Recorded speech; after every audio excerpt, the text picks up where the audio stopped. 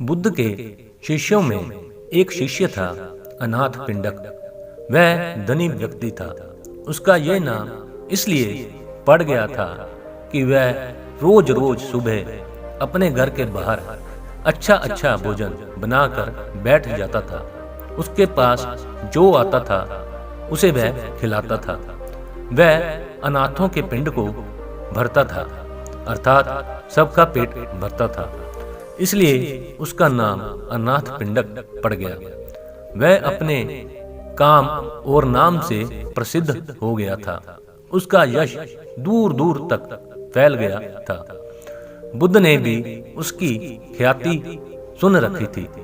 बुद्ध उन दिनों अपने हजारों सन्यासी भिक्षुओं के साथ वैशाली नगर में उपदेश दे रहे थे और लोगों को असीम शांति प्रदान कर रहे थे।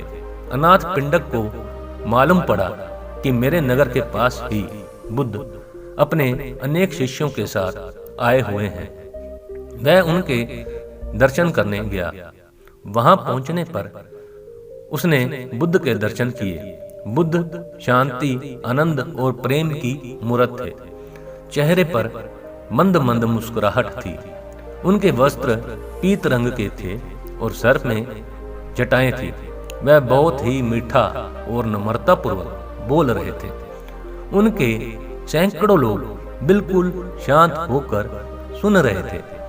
बुद्ध की शांति और आनंद उनके हृदय में उतर रहा था। सत्संग समाप्त हुआ।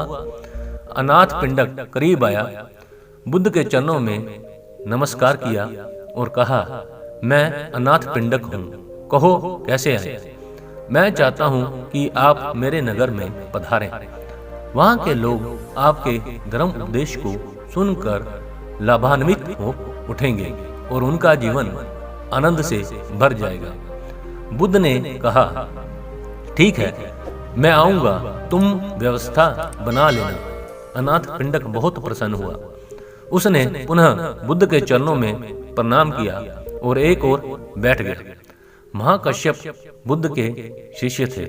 उन्होंने पिंडक को समझाया कि हम यहाँ पर हजारों भिक्षु हैं, तो किसी एक के घर में तो रुकना संभव नहीं हो पाएगा।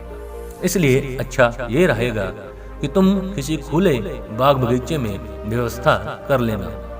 हम जैसे लोग भगवान के लिए एक छोटी सी झोंपड़ी बना लेंगे और हम भिक्षु उनके आसपास रुक जाएंगे।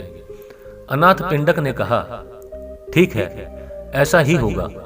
वह अपने नगर लौट आया और अपने नगर में नजर दौड़ाई कि कहां-कहां पर व्यवस्था हो सकती है। उसे एक बड़ा सुंदर बगीचा पसंद आया। वह उस बगीचे के मालिक के पास गया। उससे जाकर कहा, मैं आपका बगीचा खरीदना चाहता हूँ। मैंने बुद्ध देव को बुलाया है।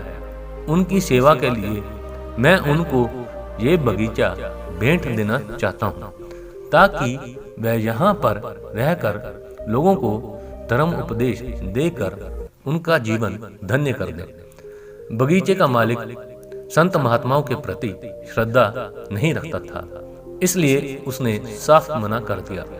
मैं तो बेचूंगा ही नहीं।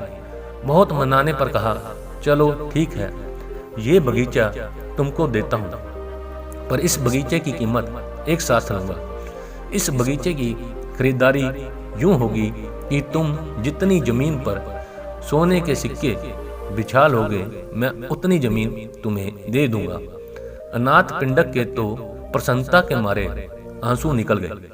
उसने कहा, शुक्र है, तू राजी तो हुआ। मुझे बुद्ध देव को यहाँ पर लाना है, और अगर इतनी बड़ी कीमत भी है तो मैं ये कीमत भी दूंगा।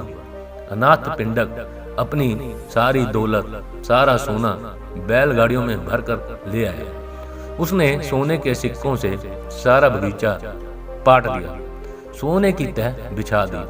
वहां के लोग अनाथ पिंडक को पागल कहने लगे। इसने एक महात्मा के लिए अपनी सारी संपत्ति लुटा दी है। लोगों को क्या मालूम कि संत महात्मा और गुरु का सानिध्य कितना अमूल्य होता है। महात्मा बुद्ध 40 साल तक देश भर के गांव-गांव में जाकर धर्म उपदेश देते रहते थे।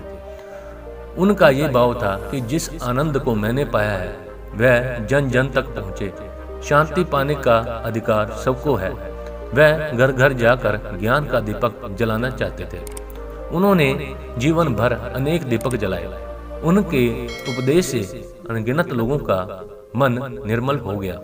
अनाथ पिंडक के मन में बस एक ही इच्छा थी कि मैं महात्मा बुद्ध का सानिध्य प्राप्त करूं, अपने नगरवासियों के साथ बैठकर बुद्ध देव का उपदेश जो कि अमृत है सबके साथ बैठकर पी सकूं। बगीचे के मालिक ने देखा कि सारा बगीचा सोने के सिक्कों से पटा पड़ा है। वह अनाथ पिंडक की एक महात्मा के प्रति अगाध श्रद्धा को देखकर हैरान रह गया। उसका हृदय पिघल गया। श्रद्धा की बुझी हुई ज्योति जल उठी। उसने मन में कहा, मैंने बहुत ही गलत किया है। उसने हाथ जोड़कर अनाथ पिंडक से कहा, आप इन सारे सोने के सिक्कों को उठा लीजिए, मुझे धन नहीं चाहिए। इस सारे बगीचे को आप मेरी ओर से उपहार समझ लें। अनाथ पिंडक ने कहा, अब तो वचन हो चुका है और अब मैं अपने वचन से नहीं गिरूंगा। अब तो तुम सारी स्वर्ण मुद्राएं उठा लो, मैं इस धन को स्वीकार नहीं करूंगा। ऐसा सुनकर बगीचे के मालिक ने अनाथ पिंडक के चरण पकड़कर कहा, आप मुझे माफ कर दें।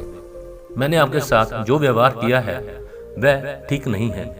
आज मैं पछता रहा हूँ और मुझे सभी पर गलानी हो रही है। अनाथ पिंडक को उस पर दया आ गई।